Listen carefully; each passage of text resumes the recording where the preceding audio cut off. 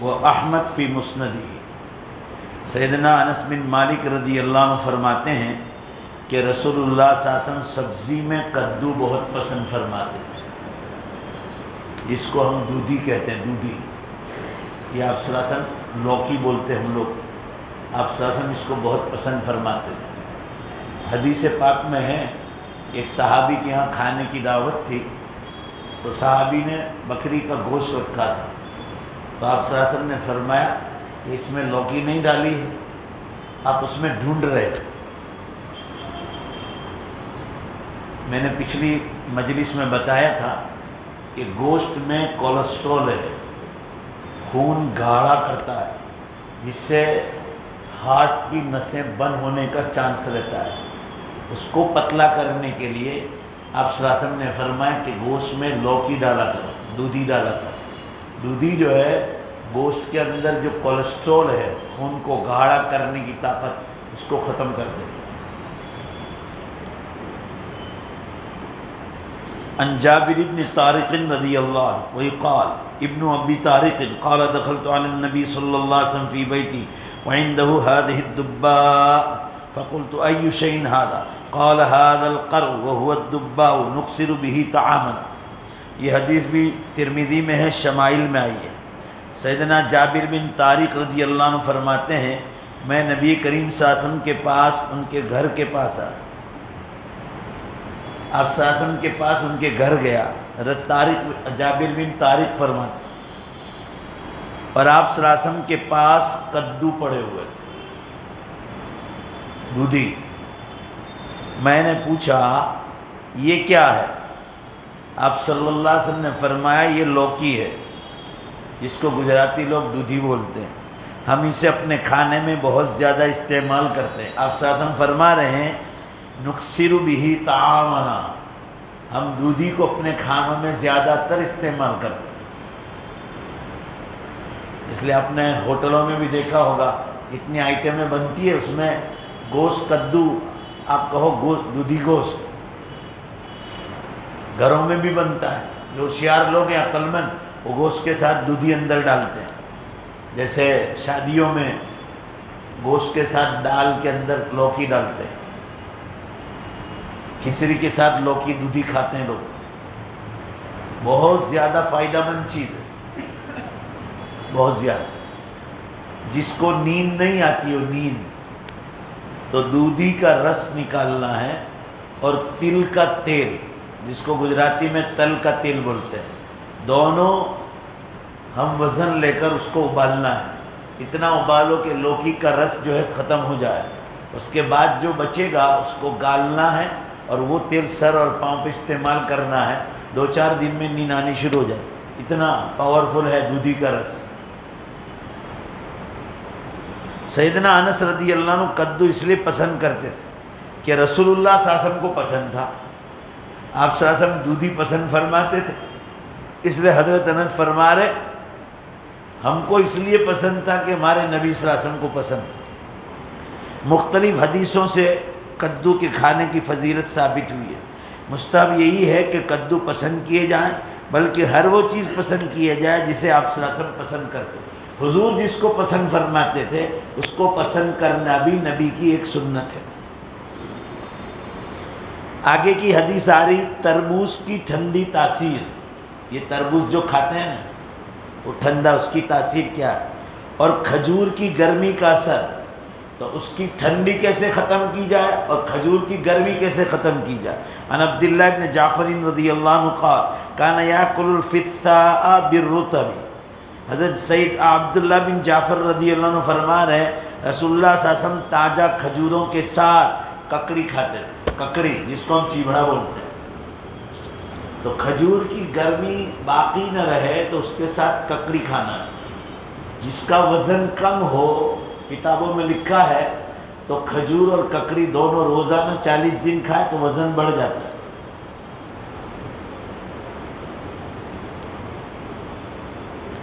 حضرت عائشہ رضی اللہ عنہا کی روایت، آج جو ہے سورت شہر میں 2 بیان، ایک بیان یہاں ہے، اور ابھی ایک سگرام پورہ میں کچھ بچے حافظ ہوئے ہیں، تو سورت شہری میں دوسرا بیان۔ اس لیے یہاں 5-7 منٹ میں ہم بیان ختم کریں گے. ابھی 2 ہفتے مجلس چلے گی، 2 ہفتے، اس کے بعد رمضان کے بعد ملاقات ہوگی انشاءاللہ.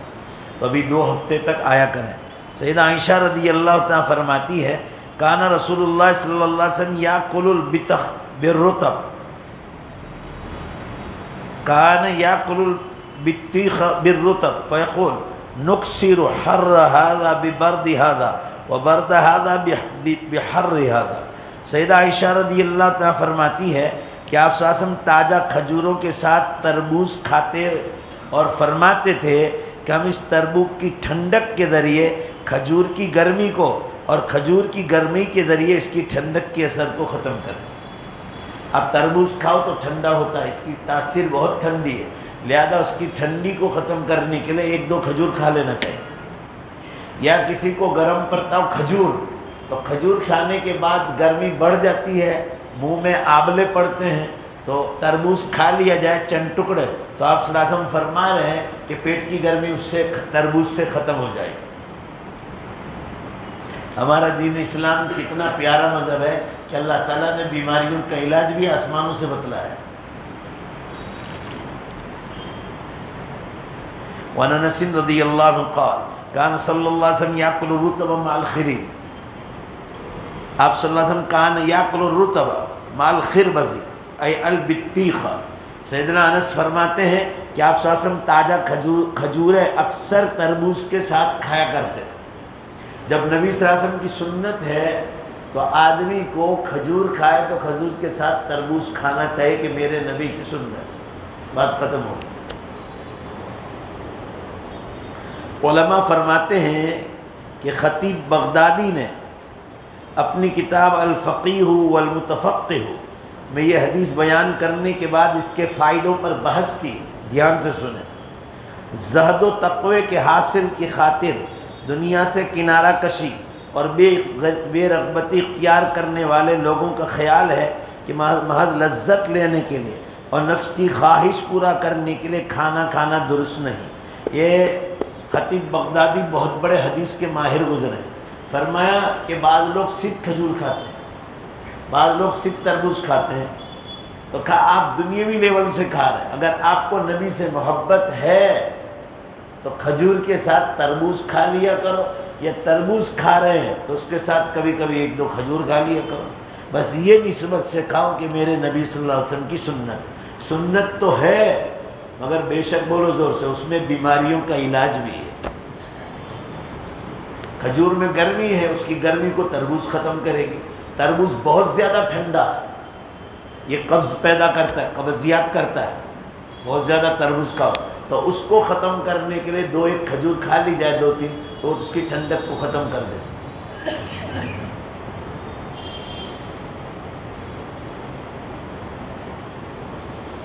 صوفی قسم کے لوگوں نے یہ بات بھی کی ہے کہ ایک وقت میں 2 قسم کے کھانوں کے اور ایک دسترخوان کے دو قسم کے سالن کا استعمال درست نہیں.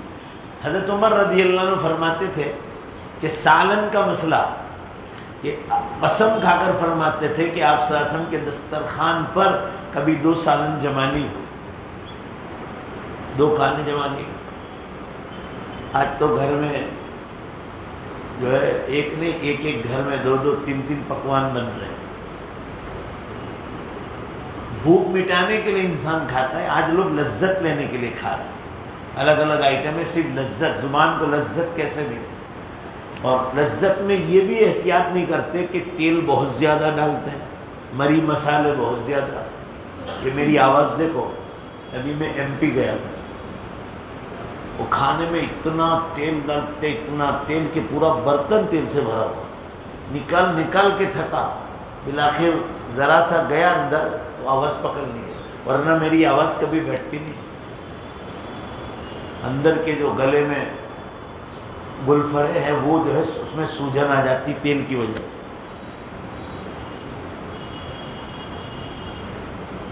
تو ابھی جو کھانے کھائے جاتے ہیں وہ لذت کی وجہ سے. پیسہ ہے تو لوگ خوب جو ہے کھانے ٹائم آئٹم کی آئٹم بناتے ہیں، ورنہ جو انسان بھوک مٹانے کے لیے کھائے تو ایک ہی سالن کافی انسان. اسلام نے حرام نہیں کہا، اسلام صرف یہ کہتا ہے، حضرت عمر رضی اللہ عنہ فرماتے تھے کہ اللہ کی قسم حضور صلی اللہ علیہ وسلم کے دسترخوان پر کبھی 2 سالن جمع نہیں۔ بس اگر کوئی نبی کی سنت ادا کرنا چاہتا ہے تو یہ نبی کی سنت، ورنہ اسلام یہ نہیں کہتا کہ 2 کھانا پکانا حرام، ایسا نہیں کہتا، سنت کی ترغیب دے رہے، شوق دلا رہے۔ آخری حدیث سن لو، آخری حدیث نبی صلی اللہ علیہ وسلم کی سادگی۔ عن انس بن مالک رضی اللہ عنہ قال کان یؤتی صلی اللہ علیہ وسلم بالتمر فیہ دود فیفتشہ یخرج السوس منہ۔ سیدنا انس بن مالک رضی اللہ عنہ فرمائے آپ صلی اللہ علیہ وسلم کے پاس ایسی کھجور لائی جاتی تھی جس میں کبھی کبھی کیڑے ہوتے تھے، تو آپ صلی اللہ علیہ وسلم اس کو پھاڑ کر، اس کو صاف فرما کر، اس کو دھو کر اس کو کھاتے۔ کبھی کبھی بہت پرانا ہو، جیسے کوئی دے گیا تو میٹھی چیزوں میں جلدی کیڑے پیدا ہو جاتے، یہ قدرت اللہ کا نظام ہے۔ میٹھی چیزیں بگڑنا شروع ہوتی ہے تو اندر کیڑے، میٹھاس کی وجہ سے آٹومیٹک کیڑے پیدا ہوتے ہیں۔ تو کبھی کبھی آپ صلی اللہ علیہ وسلم نے دیکھا کہ اندر سے کوئی کیڑا، کبھی آپ نے دیکھا کھجور میں سے اندر سے آپ نے اوپر کا یہ توڑا اور تو اوپر باہر آتا، تو یہ طریقہ بتلا رہا ہے کہ اس کو پھینک مت دو، اس کو پھاڑو، وہ کیڑا نکالو، اور پھر آپ صلی اللہ علیہ وسلم اس کو دھو برابر، اندر سے سب کچرا صاف ہو جائے، آپ صلی اللہ علیہ وسلم اس کے بعد کھائیں۔ یہ بھی نبی کی سنت ہے۔ نعمتوں کو ہاں بالکل سڑ جائے تو وہ الگ چیز، یہ آپ صلی اللہ علیہ وسلم کی سادگی تھی۔ حالانکہ وہ کھجور کا، یوں سمجھو کھجور کا منبع مرکز ہے سعودی عرب، اور مدینہ منورہ میں تو بے شمار کھجور ہوتی، بے شمار۔ آپ صلی اللہ علیہ وسلم کے زمانے میں صحابہ کرام کے آج بھی باغ زندہ ہے اور اس میں سے کھجوریں آ رہی ہیں۔ حضرت عثمان غنی رضی اللہ عنہ کے باغ میں دیکھو آپ کی لگائی ہوئی کھجوریں آج بھی، بعض باغیچوں میں پیتل ٹھوک کے مارے اندر، یہ 1000 سال پرانی ہے، 1000، یہ 1200 سال پرانی، اس زمانے کی سمبل لگے ہوئے۔ آپ صلی اللہ علیہ وسلم اس کی سادگی دیکھو، اگر ایک کیڑا تھا تو اس کو صاف کر لیا، اس کو پھینک نہیں دیتے۔ یہ دونوں جہاں کے سردار کی مالی حالت، آپ صلی اللہ علیہ وسلم نے دنیاوی سہولتوں کو کوئی وقت نہیں دی، جو کچھ ملا اللہ تعالیٰ کے نام پر لے کر کھا لیا اور اس کا شکر ادا کیا۔ غزوہ خندق کے موقع پر آپ صلی اللہ علیہ وسلم اور صحابہ کرام ایک کھڈا کھود رہے تھے، خندق۔ جب بھوک محسوس ہوئی تو آپ صلی اللہ علیہ وسلم کے پاس جو کی روٹی اور سالن لایا گیا، جو کی روٹی تھی اور سالن تھا، مگر سالن حدیث میں ہے باسی تھا، بدبو نہیں تھی، باسی تھا۔ آپ صلی اللہ علیہ وسلم نے وہ غزوہ خندق کے موقع پر وہ روٹی اور جو سالن دیا گیا تھا باسی، وہ آپ صلی اللہ علیہ وسلم نے کھا لیا۔ یہ نہیں فرمایا یہ باسی ہے میں نہیں کھاتا ہوں، اور فرمایا اللہم لا خیر الا خیر الاخرہ۔ کیا بات فرمایا آپ صلی اللہ علیہ وسلم، فرمایا کوئی بھلائی نہیں سوائے آخرت کی بھلائی، جو مل جائے آدمی شکر ادا کرے، اے اللہ کوئی بھلائی نہیں مگر آخرت کی بھلائی۔ اگر اللہ تعالیٰ نے ہمیں دنیاوی نعمتیں عطا کر رکھی ہے تو اس کا شکریہ ادا کرنا چاہیے۔ دوسری صورت میں اگر نہیں ہے تو صبر کرنا چاہیے، برداشت کرنا چاہیے، اور اپنی زندگی کی گھڑیاں اسی حالت میں اللہ جس حالت میں رکھے اس میں گزارنی چاہیے۔ سیدنا ابو ہریرہ رضی اللہ عنہ ارشاد فرماتے ہیں رسول اللہ صلی اللہ علیہ وسلم نے درندوں میں سے، پھاڑ کھانے جانوروں میں سے ہر کچلی والے جانور کا کھانا حرام فرمایا۔ اس کو آئندہ پیر کو پڑھیں گے، وہاں بیان میں سگرام پورا جانا ہے، 10 بجے بھی بیان شروع ہوگا، اب حضرات بھی وہاں پہنچنے کی کوشش کر، جزاک اللہ۔ اور اب باہر جاؤ۔ یہ مولانا بہار سے آئے ہیں، مسجد کوثر بن رہی دربھنگا بہار میں، مسجد کے فرش کا کام باقی ہے اور وضو خانے کا کام۔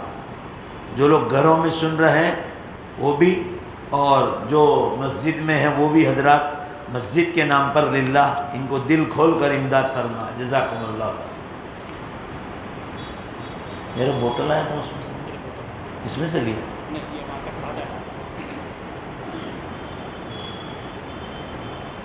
درود شریف پر۔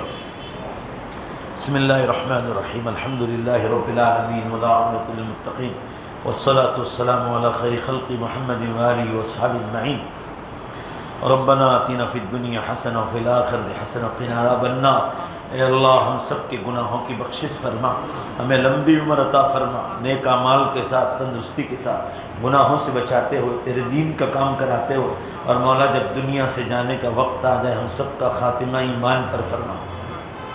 اے اللہ ہم اپنے سے زیادہ فلسطین کے لیے دعا کر رہے ہیں۔ اے اللہ فلسطین کے مسلمانوں کی مدد فرما، جو شہید ہو گئے انہیں نبیوں کے ساتھ جناب رسول اللہ صلی اللہ علیہ وسلم کے ساتھ شہیدوں کے ساتھ انہیں جگہ عطا فرما۔ اے اللہ زخمیوں پر رحم فرما، شہیدوں پر رحم فرما، جو بیمار ہیں زخمی ان سب کو شفا کاملہ عطا فرما۔